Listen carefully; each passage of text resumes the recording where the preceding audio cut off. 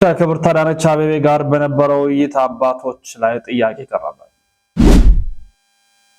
ክብርት ከንቲባዋ በወቅቱ የተናገረችው መልእክት። ሰላም ጤና ይስጥልን የተወደዳችሁ ቤተሰቦቻችን እንዴት አላችሁ? እንዴት ቆያችሁ? እንዴት ሰነበታችሁ? ይህ ያሮስ ነው።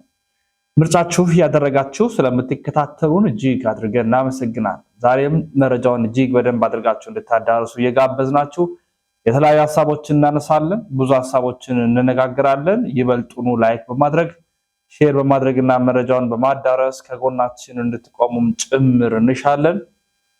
ወደ ያዝናቸው መረጃዎቻችን ነው በቀጥታ እንግዲህ የምናመራው። ከምንቃኛቸው ጉዳዮች መካከል አስቀድሜ እንደነገርኳችሁ ክብርት ወይዘሮ አዳነች አቤቤ ከኢትዮጵያ ኦርቶዶክስ ተዋሕዶ ቤተክርስቲያን አባቶች ጋር መወያየታቸው ይታወሳል። ይህንን ውይይት ተከትሎ የተለያዩ ሐሳቦች ተነስተዋል። እኛም በመረጃችን ይህንን ጉዳይ ሰፋ አድርገን ይዘንበታል። እሱን ነው የማስደምጣችሁ። በቅድሚያ ግን ከተነሱ ሐሳቦች መካከል ከማስደምጣችሁ ነገሮች መካከል በዛ ጊዜ የተነሱ አባቶች ማለት ነው ከተለያዩ አባቶች የተነሱትን ጥያቄያዊ ሐሳቦችን ወይም ምን ጥያቄ ጠየቁ፣ ለዚህ ጥያቄ ክብርት ከንቲባስ ምን አለች፣ ከዛ ወንድሞቻችን ኦርቶዶክሳውያንስ ምን መለሱ የሚለው ነው ማነሳው ማለት ነው። መጀመሪያ ጥያቄውን እንካታ ክብርት ከንቲባችን ጋር ደርሶ የቤተ ክርስቲያናችን ጥያቄ ውጤት አልባ የሆነ ዕውቅና ያላገኘ የትኛውም ገዳምና ደብር የለም። ምናልባት የእዝ ሰንሰለቶን ከክፍለ ከተማ ከወረዳ ጀምሮ ይዞ ያልመጣ ካልሆነ በስተቀር የባህረ ጥምቀት ቦታዎችም በቋሚነት ወይንም የነበረባቸው ተግዳሮቶች የተፈታ ልማቶች እንዲቀጥሉና ያሉት እንዲዋቡ ሌሎቹ ደግሞ እየተስተካከሉ የሚታዩበት ሁኔታ እንዲፈጠር እየተደረገ እየተሰራ ያለበት ስራም የሚያስደንቅ ነው።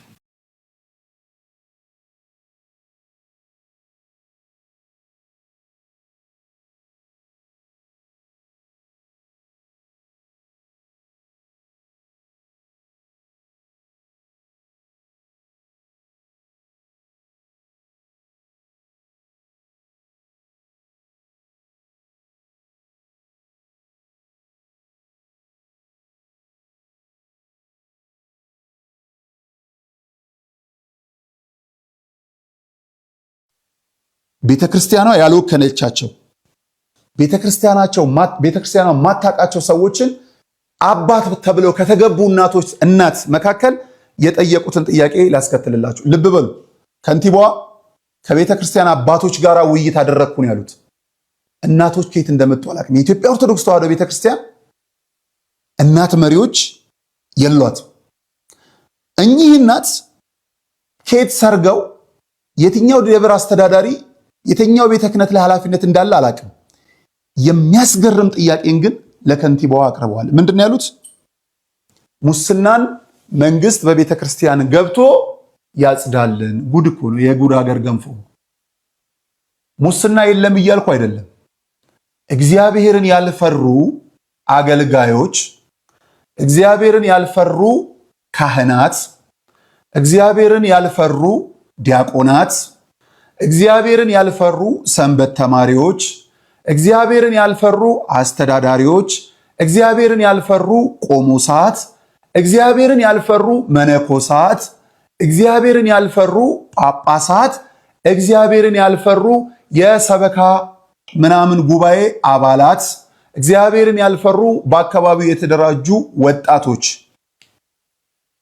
ቤተክርስቲያንን እየቦጠቦጡ እንዳሉ እናውቃለን። አንድ ፈጣሪን እግዚአብሔርን ሳይፈሩ እውነት መንግስትን ፈርተው ሙስናውን ያቆማሉ? ሁለተኛም ለራሱ ሲል መንግስት እዚህ ውስጥ እንደማይገባ የመለሰበትን ምላሽ ላሳያችሁ። እኚህ ኬት እንደመጡ ያላወቅናቸው አባት ተብለው ከከንቲባ አዳነች አቤቤ ጋር ከኢትዮጵያ ኦርቶዶክስ ተዋሕዶ አባቶች ጋር ያደረጉት ውይይት በሚለው ውስጥ የተካተቱት ጥያቄ ላሰማችሁ። ጉድ በሉ። መንግስት ህግ ያስከብራል። ቤተክርስቲያኒቷን በዋነኝነት ከሙስና መንግስት እንዲያላቅቃት ነው የምንፈልገው። ለምን ብቻዋን አዲስ አበባ እየተመራ ያለው በክብርት አዳነች አቤቤ ስላልተዘረፈን የለማው የዚህን 10 እጥፍ ያለን ግን ቤተክርስቲያን ማደስ አልቻልንም። ሙስናው ላይ እንዲሰራ እንፈልጋለን። አሁን ይውላችሁ ጥያቄው ስህተት ሆኖ አይደለም።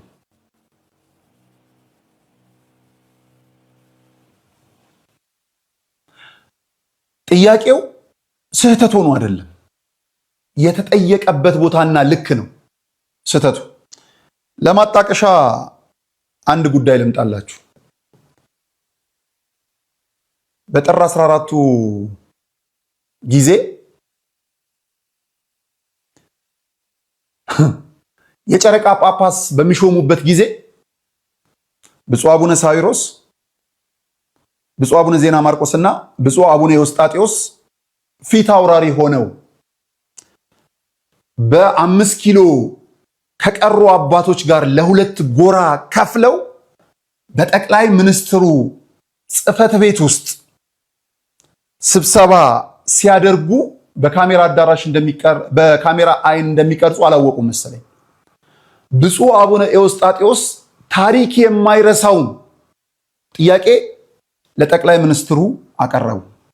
ታሪክ የማይረሳው ጥያቄን አቀረቡ። ምንድን ነበር የሚለው ጥያቄው? ክቡር ጠቅላይ ሚኒስትር፣ ካሁን በኋላ በቃኝ፣ ጡረታ መውጣት ፈልጋለሁ። ጠቅላይ ሚኒስትሩ አለመሳቃቸው። ሹመቱ ከመንፈስ ቅዱስ ነው ብለን የምናምን እሳቸውን ከመንፈስ ቅዱስ ነው ብለው የተቀበሉ ጳጳስ የሀገሪቱን ጠቅላይ ሚኒስትር ጡረታ አስወጡኝ።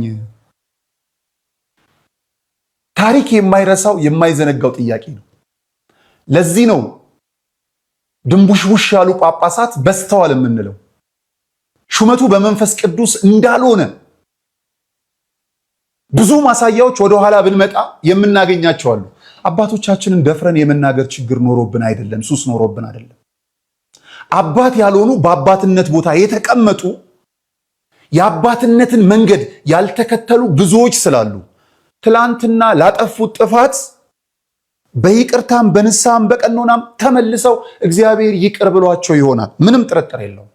ታሪክ ነውና ታሪክን ግን ማንሳት መርሳት አንችልም። ብፁዕ አቡነ ኤዎስጣቴዎስ በጳጳሳት ታሪክ ጡረታ ሉጣ ያሉ የመጀመሪያው ጳጳስ ይመስሉኛል።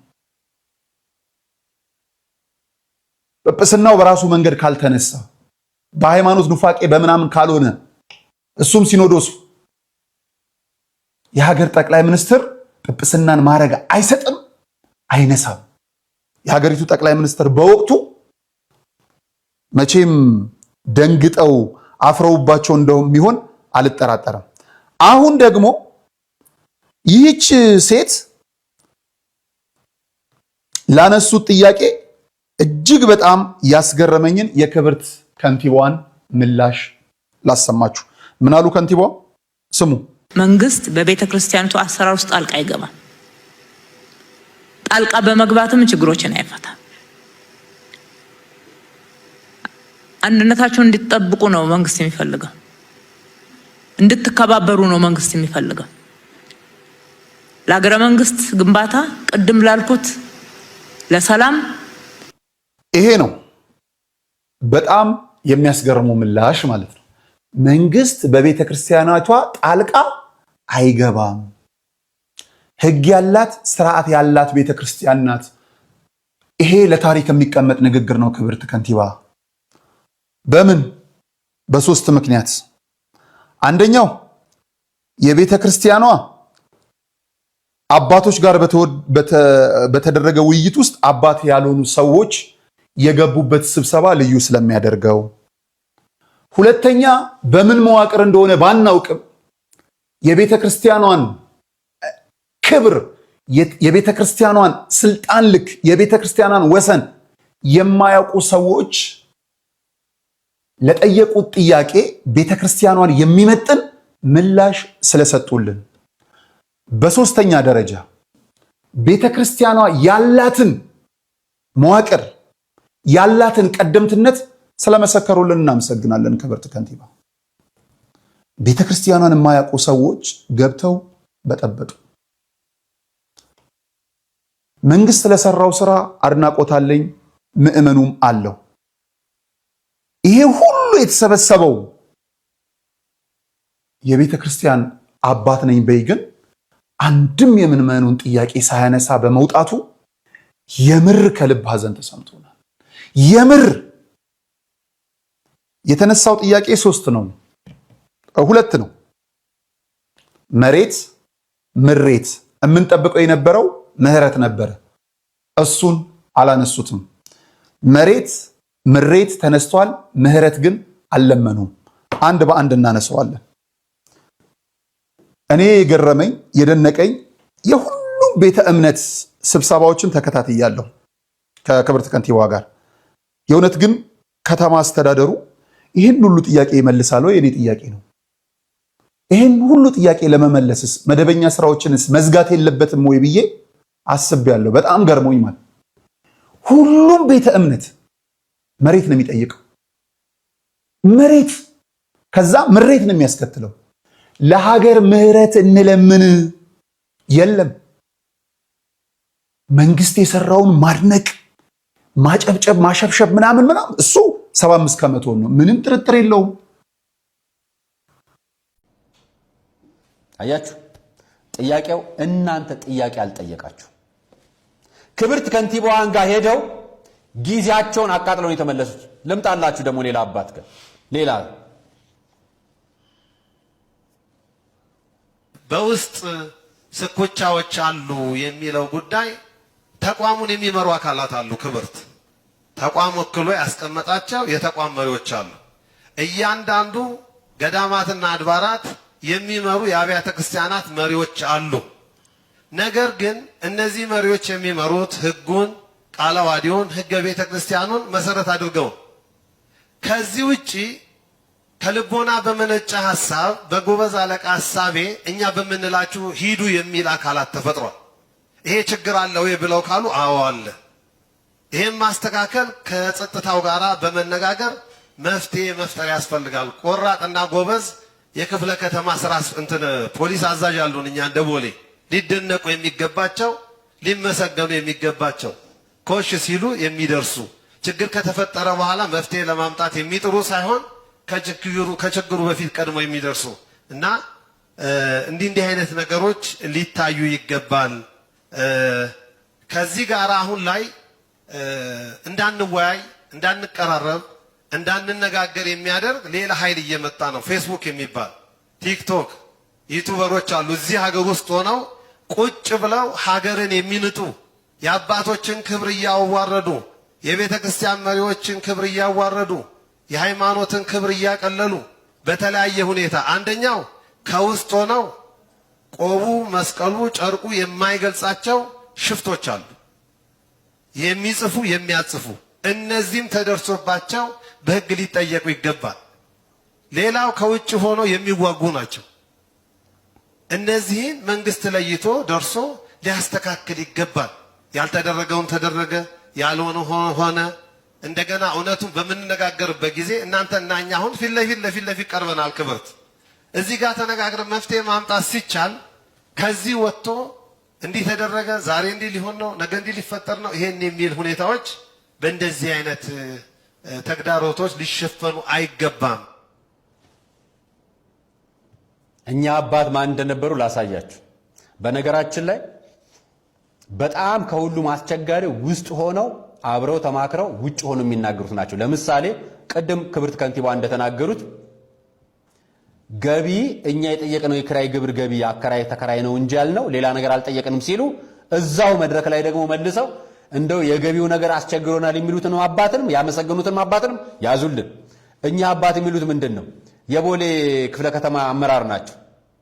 የአዲስ አበባ ሀገረ ስብከት ላይ ጉቦን በሚመለከት ቅዱስ ሲኖዶስ ላይ ብፁዕ አቡነ ገብርኤል ባነሱት አጀንዳ ፊት ለፊት መነጋገሪያ ሆኖ ነበር። ማህበራዊ ሚዲያ ላይ ያነሱት አጀንዳው ማህበራዊ ጉዳይ መነጋገሪያ ከሆነ በኋላ በስራ አስኪያጅ ጽሕፈት ቤት በኩል ለብፁዕ አቡነ ሄኖክ ደብዳቤ ተጽፎ ያ መመሪያ እንዲወያዩ ደብዳቤ ወረደ።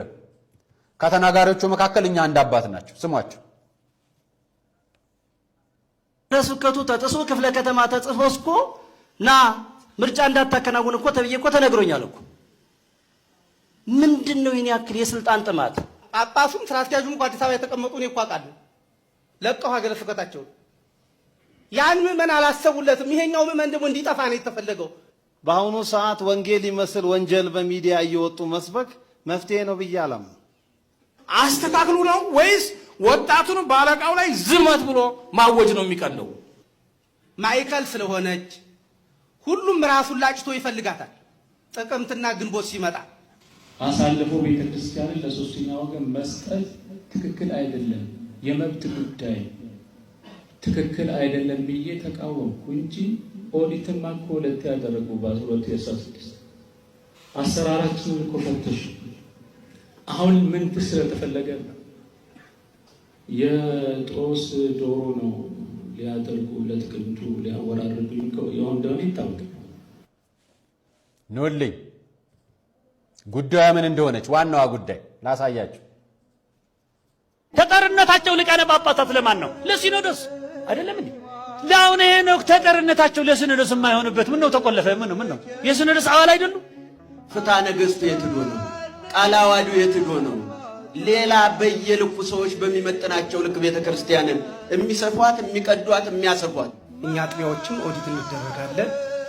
ኦዲት ሁሉ ጊዜ የተለመደ ስራ ነው። ምን ተፈልጎ ነው?